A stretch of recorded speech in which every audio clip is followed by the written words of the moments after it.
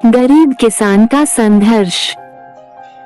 मिर्जू के घर में एक बार फिर इस घर की लाडली की याद में सबकी आंखें भर आई।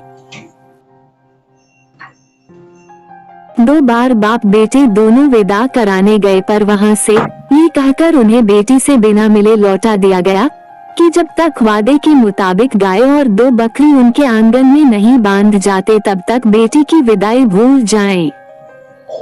पूरी कहानी आगे सुने। मिर्जू थका मांदा घर लौटा था। चेहरा ऐसे उतरा हुआ था जैसे सुबह से कुछ खाया न हो। गमछे में बंधा स्टील का बर्तन लाजो को पकड़ाकर वो हाथ पैर धोने चला गया। लाजो ने गमछा खोलकर देखा तो रोटी, साग, प्याज सब जैसे का तैसा पड़ा था। क्या बात है, शरीर ठीक नहीं का।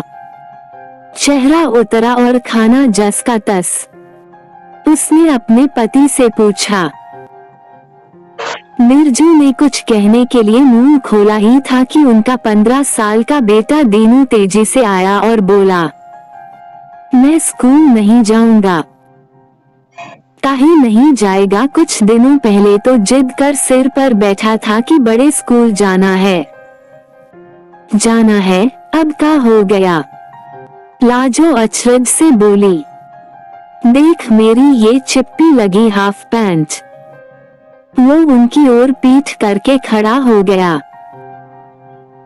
हाँ तो क्या हो गया? अभी 10 ही दिन तो हुए हैं चिप्पी लगे हुए, 6 महीने चलेगी, तू परवाह ना कर। लाजो बोली। माँ तू बड़ी भोली है, कभी हाई स्कूल देखी नहीं ना, तभी ऐसा कहती है। वो इस गांव के स्कूल जैसा नहीं है, वहाँ सब फुल पैंट पहन के आते हैं और मैं ये चिप्पी सटी हाफ पैंट। सारे बच्चे मेरा मजाक बनाते हैं, वो हंसते हैं मुझ पर।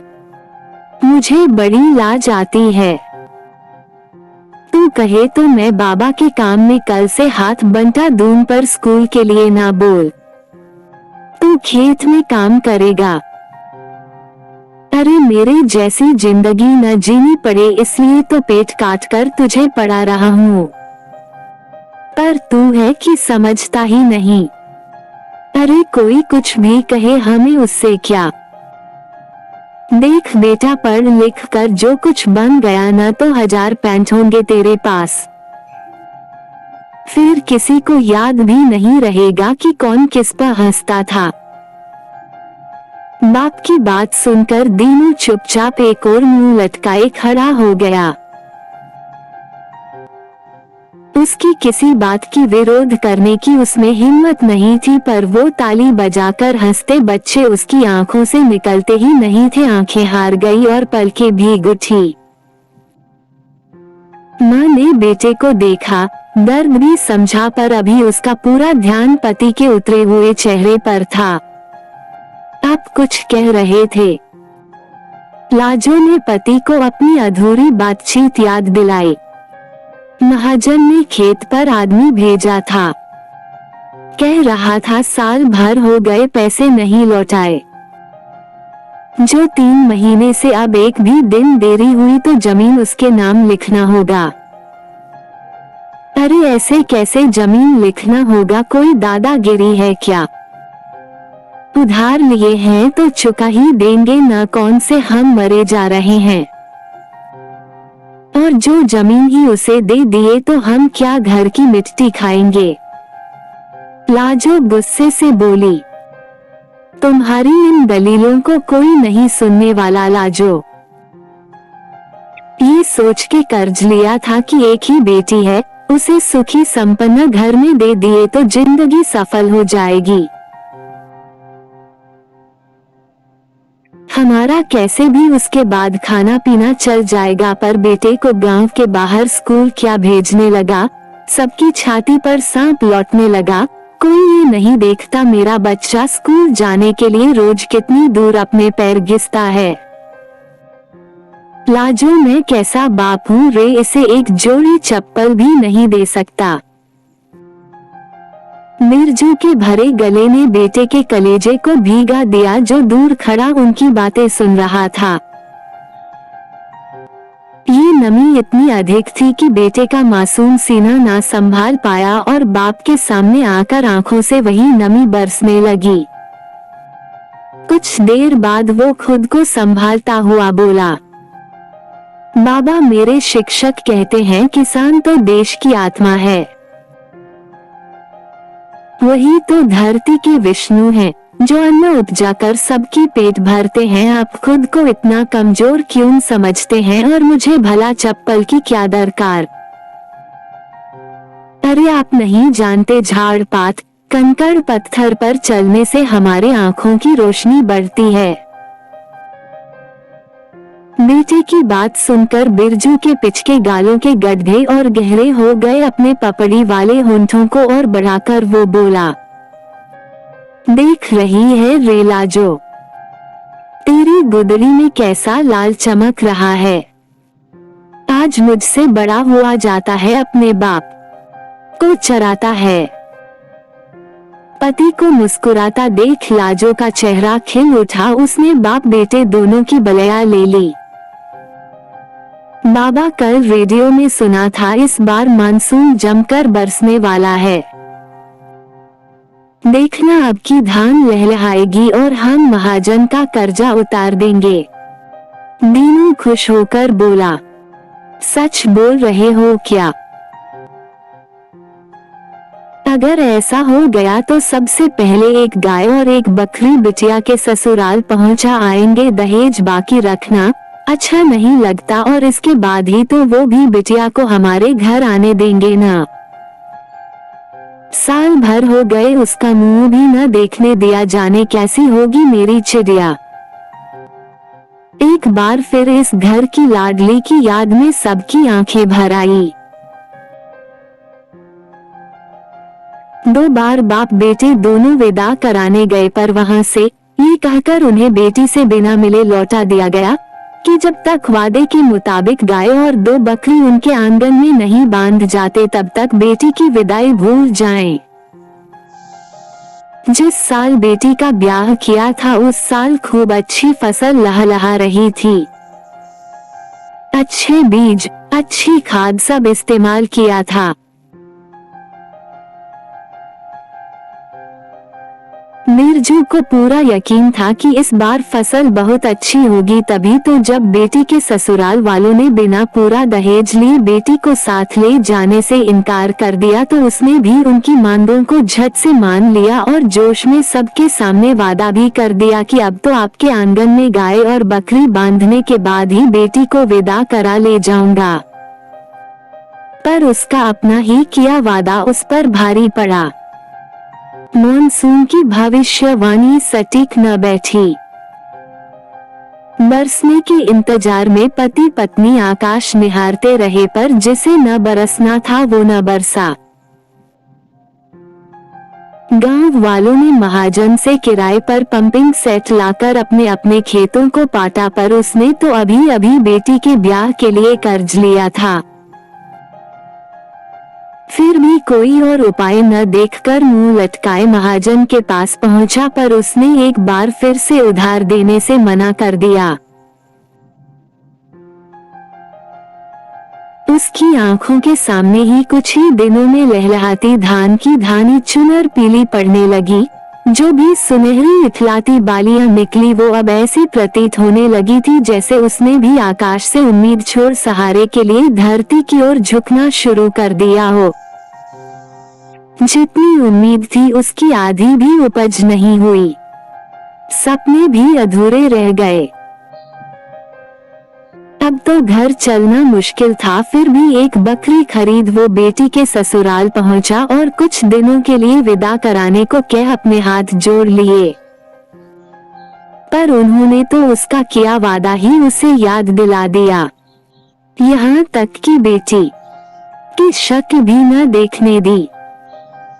माँ बाप का कलेजा बेटी का हाल जानने के लिए फटता था। साल भर होने को आए थे। जिससे मदद मांग सकता था। सबके सामने हाथ जोड़े पर गांव के लगभग हर किसान की हालत एक सी थी। किसी तरह साल भर चलने लायक ही वो जुटा पाते थे।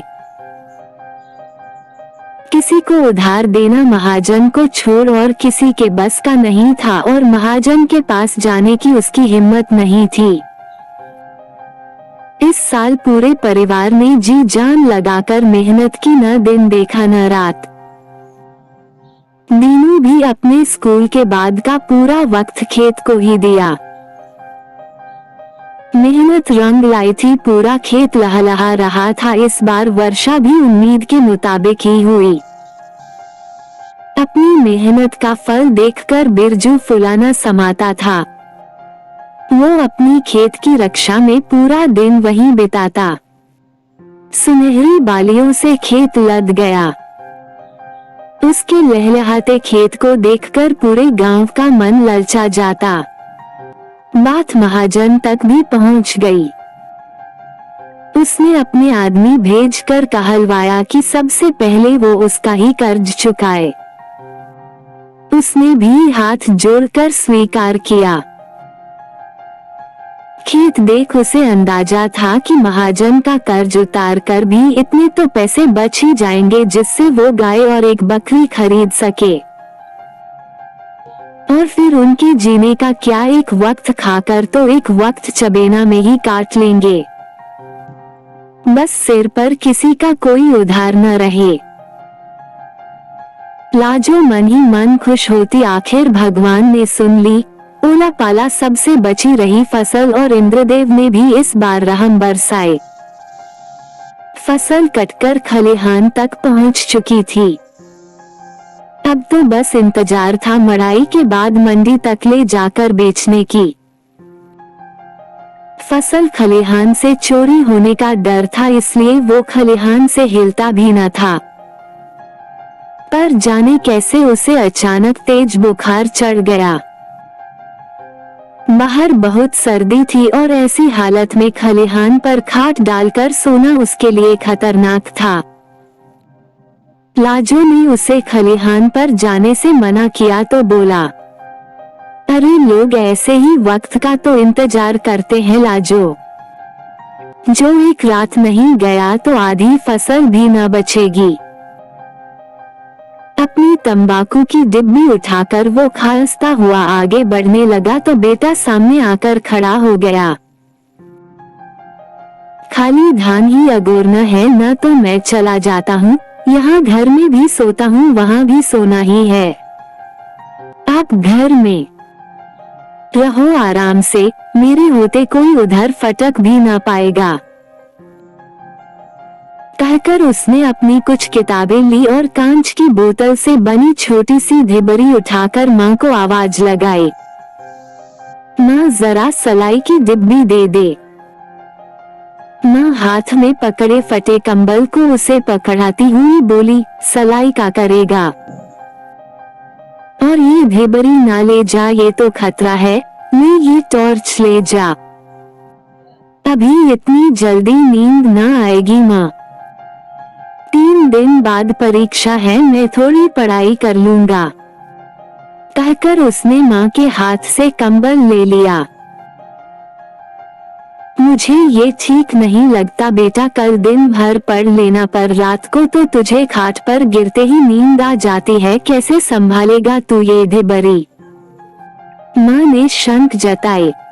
अरे माँ तू भी न, मैं इसे बुझाकर ही सोऊंगा, तू फिक्र ना कर।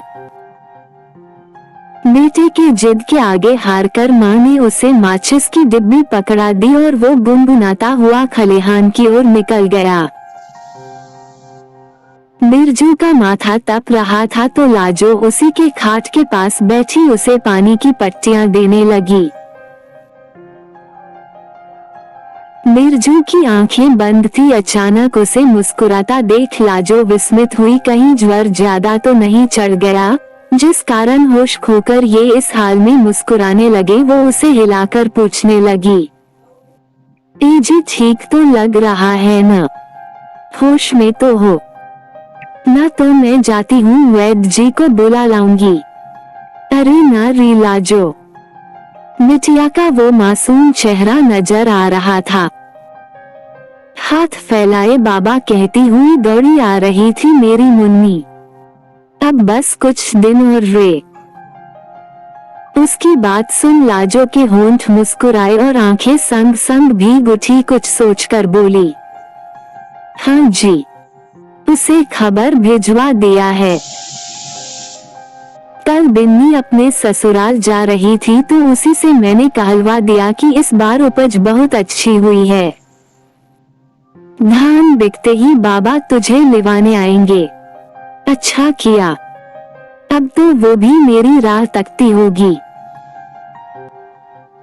जिस बेटी को पहला निवाला खिलाए बिना मैं खाना नहीं खाता था, आज उसका हाल भी मुझे मालूम नहीं। ना जाने वो ससुरे में ठीक से खाती भी होगी कि नहीं। मिन्नी से कुछ ना पता चला क्या वहाँ का हाल। ससुराल दोनों का एक ही गांव में है, पर वहाँ कभी ना मिली दोनों।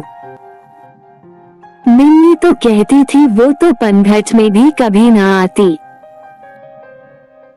हाँ, उसकी सास अक्सर उसके घर चक्कर लगाती पहुंच जाती है और यहाँ का हाल चाल पूछती रहती है। चलो अच्छा है, अब अच्छी फसल की बात सुन सब खुश होंगे। महाजन का कर्ज उतार कर सबसे पहले मैं अपनी बेटी को घर लाऊंगा। सुनो जी, 3 साल हो गए दीनू के लिए एक कपड़ा नहीं खरीदा, एक फुल पैंट भी ला देना बच्चे का। अब छोटा ना रहा, चिप्पी वाली पैंट देख बच्चे हंसते हैं, पर अब बेचारा घर के हाल देख कुछ बोलता भी नहीं। जरूर लाऊंगा लाजो, तू चिंता ना कर, और तेरे लिए एक ऊनी चादर भी। तू भी तो साड़ी लपेटे ठंड से ठिठुरती रहती है, पर मुंह से कभी कुछ कहती नहीं। अरे मेरी छोड़ो। अभी लाजो बोल ही रही थी कि दरवाजे पर धप धप होने लगी। इस वक्त कौन होगा, कहती हुई वो दरवाजे तक गई और बिना खोले ही भीतर से पूछा, कौन है? जल्दी आओ, तुम्हारे खलिहान में आग लगी है। बाहर गांव के रामदीन की आवाज थी। हाय माँ, ये क्या हुआ जी? कहती हुई वो पागलों की तरह खलिहान की ओर भागी। उसके पीछे अपने बुखार को झाड़ता हुआ बिरजू भागा। जब वहां पहुंचे तो दोनों ने माथे पर हाथ रख लिया। आधी से अधिक फसल जल चुकी थी। कुछ ही देर में सारा गांव जमा हो गया। लोग बाल्टी भर भर कर पानी डालने लगे। कुछ देर में आग तो बुझ गई, लेकिन अपने संग सारे सपने के जलते दीपों को भी बुझा गई। लाजो ने दीनू को एक के बाद एक कई चाटे मारे, पर वो बुत बना खड़ा था। वो अपने आप को अपने घर की बर्बादी का जिम्मेदार मान रहा था। मन ही मन उस पल को कोस रहा था जब उसे नींद आ गई। जाने कब और कैसे ढिबरी खाट से नीचे गिरी और आग पकड़ ली। काश वो उस पल को रोक पाता, उसके महीने भर की नींद लेकर। भी कोई उस बीते वक्त में वापस ले जाए तो वो पूरी घटनाक्रम ही बदल दे। पर उसके मन की ये इच्छा अब पूरी न होने वाली थी। तभी तो आज उसे अपने माँ के हाथ की मार भली लग रही थी। अचानक उसकी नजर उठी तो लोगों को एक जगह जमा होते देखा तो उसके बाबा गिरे पड़े थे। वो भागकर वहां पहुंचा। सबने मिलकर बिरजू को उठाया और उसके घर पहुंचा आए। सब उसे ही कोस रहे थे। ये होता है ज्यादा पढ़ लिख लेने का नतीजा। खलिहान में ढिबरी बार के कौन सोता है। उसे खुद से इतनी ग्लानि हो रही थी कि एक बार तो मन में आया कि नहर में कूदकर अपनी जान दे दे। पर ये सोच सब सहता रहा कि उसकी बूढ़ी माँ बाप की जिम्मेदारी उसके ऊपर है। कुछ देर बाद सब अपने अपने घर लौट गए। बिरजू को होश आ गया था। लाजो माथे पर हाथ रखकर अपने भाग्य को कोस रही थी। दीनू कांपता हुआ दोनों के पास आया और धीमी आवाज में बोला, माँ मैं कल शहर चला जाऊंगा रघु के पास।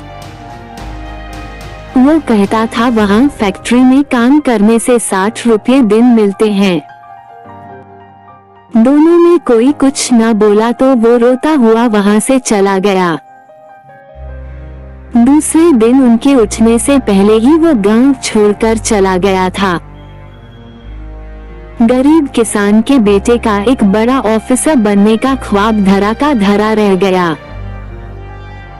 माँ बाप बेटे की जुदाई से बिलख उठे पर उनके सामने अभी नई समस्या मुंह फाड़े खड़ी थी। बची फसल से जो भी पैसा मिला वो महाजन को देने के लिए ही पर्याप्त नहीं था। कुछ दिनों बाद ही बेटी के ससुराल से खबर आई, अब हम और इंतजार नहीं कर सकते, आकर हमेशा के लिए अपनी बेटी ले जाओ। अपने बेटे के लिए हमने कुछ बेहतर सोच लिया है। बेटी के घर उजड़ने की बात सुन लाजो दहाड़ मारकर रोने लगी तो बिरजू बोला, मत रो लाजो, अभी एक उपाय है रे। पति की बात ने लाजो को सबल कर दिया। वो भागती हुई आई और बोली, अब कौन सा उपाय बचा है जी, खेत बेच देते हैं, इससे दोनों जगह का उधार चूक जाएगा। क्या कह रहे हो, खेत बेच दोगे तो करोगे क्या? अरे सब किसान खेत वाले ही होते हैं क्या? मजदूर किसान भी तो होते हैं ना। मैं भी दूसरों की खेत में मजदूरी कर लूंगा। लाजो जानती थी अब इसके सिवा दूसरा कोई रास्ता नहीं। वो आगे कुछ न बोली। महाजन ने ही औने पौने दाम में उसके सारे खेत खरीद लिए और अपना उधार काटकर बाकी का पैसा उसके हाथ में रख दिया। उसने खुशी खुशी एक गाय और बकरी खरीदी, थोड़े पैसे की मिठाइयाँ ली और अपनी बेटी को विदा कराने पहुंचा। जब उसके घर पहुंचा तो दरवाजे पर भीड़ थी। क्या बात है सोचकर वो तेजी से आगे बढ़ा तो देखा दरवाजे पर ही उसकी बिटिया पड़ी थी मुंह ढांके। उसकी सास रोती हुई सामने आई और बोली, बड़ी देर कर दी समधी जी आते आते। बिटिया को लगता है आप पर विश्वास न रहा, तभी तो इंतजार ही छोड़ दिया और सल्फास खाकर अपनी जान दे दी। बिरजू ध्यान से जमीन पर बैठ गया। गाय बकरी दोनों हाथ छुड़ाकर जाने लगी तो बेटी के ससुराल वालों ने थाम लिया। देश की आत्मा। अन्नदाता किसान जमीन पर पड़ा आज अपनी आंखों की धार से धरती सींच रहा था, पर उस अभागे को ये नहीं मालूम कि जिस जगह को वो सींच रहा है वो तो बंजर है। शायद आकाश को भी आज उसके ऊपर दया आ रही थी, तभी तो उसका साथ देने वो भी बेमौसम बरसने लगा। समाप्त। Like, share, subscribe. हमें आशा और विश्वास है कि शायद आपको मेरी स्टोरी वीडियो गरीब किसान का संघर्ष पसंद आई होगी, तो आप इस वीडियो को लाइक, शेयर और सब्सक्राइब जरूर करें। और हाँ सर जी, बेल आइकॉन दबाकर ऑल पर जरूर सेट करें, जिससे आपको मेरी वीडियो सबसे पहले मिले। धन्यवाद। मेरा ये चैनल सब्सक्राइब करें और मेरे हर अपडेट आपको मिले, इसके लिए बेल आइकन जरूर दबाइएगा। आप सभी को मेरी ढेर सारी शुभकामनाएं।